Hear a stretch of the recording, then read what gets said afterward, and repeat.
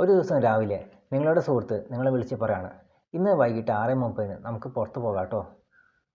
നിങ്ങൾ നല്ല സന്തോഷിച്ച് എല്ലാ കാര്യങ്ങളും മാറ്റിവെച്ച് കാത്തിരിക്കുകയാണ്. ആ സമയത്ത് ഒരു മെസ്സേജ് വരാണ്, ഇന്ന് പോകാൻ സാധിക്കില്ല, സോറി.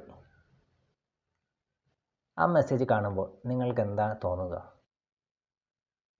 അടുത്ത തവണ ആ സുഹൃത്ത് ഒരു വാഗ്ദാനം നൽകി കഴിഞ്ഞാൽ നിങ്ങളത് വിശ്വസിക്കുമോ? രക്ഷിതാക്കൾ വാക്ക് പാലിക്കാതെയാവുമ്പോൾ കുട്ടികളുടെ മനസ്സിലും ഇതേ ചിന്തയാണ് ഉണ്ടാവുക. എന്തുകൊണ്ട് രക്ഷിതാക്കൾ വാക്ക് പാലിക്കാതെയാവുന്നു? ഒരുപക്ഷെ ആ വാക്ക് കൊടുക്കുമ്പോൾ രക്ഷിതാക്കൾ മറ്റൊന്നും ചിന്തിക്കില്ല. ചിലപ്പോൾ കുട്ടികളെ തൽക്കാലം ഒന്ന് ക്ഷമിപ്പിക്കാൻ വേണ്ടി പറയുന്നതാവാം. അല്ലെങ്കിൽ മറ്റു കാരണങ്ങൾ വന്ന് അവർ ജീവിത തിരക്കുകൾ പെട്ടുപോകും.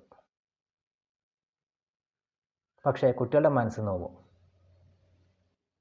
അവർ കാണുന്നത് എൻ്റെ അച്ഛനമ്മയ്ക്കും വാക്ക് പാലിക്കാൻ സാധിക്കില്ല, അവർ ഭാവിയിൽ നിങ്ങളെ അനുസരിക്കാതെയാവും. അതുമാത്രമല്ല, ഭാവിയിൽ അവരും കള്ളം പറയാൻ ശീലിക്കും. അപ്പോൾ ഇവിടെ എന്ത് ചെയ്യാം? പ്രിയ രക്ഷിതാക്കളെ, പാലിക്കാൻ സാധിക്കുന്ന വാക്ക് കൊടുക്കുക, അല്ലെങ്കിൽ ചെറിയ ചെറിയ വാക്കുകൾ കൊടുക്കുക. ഇനി അഥവാ ആ വാക്ക് പാലിക്കാൻ സാധിച്ചില്ലെങ്കിൽ അവരോട് പറയുക, സോറി, മറന്നതല്ല, ചില കാര്യങ്ങൾ വന്നു, അടുത്ത തവണ ചെയ്യാട്ടോ. എന്നിട്ടും ചെയ്യണം കേട്ടോ.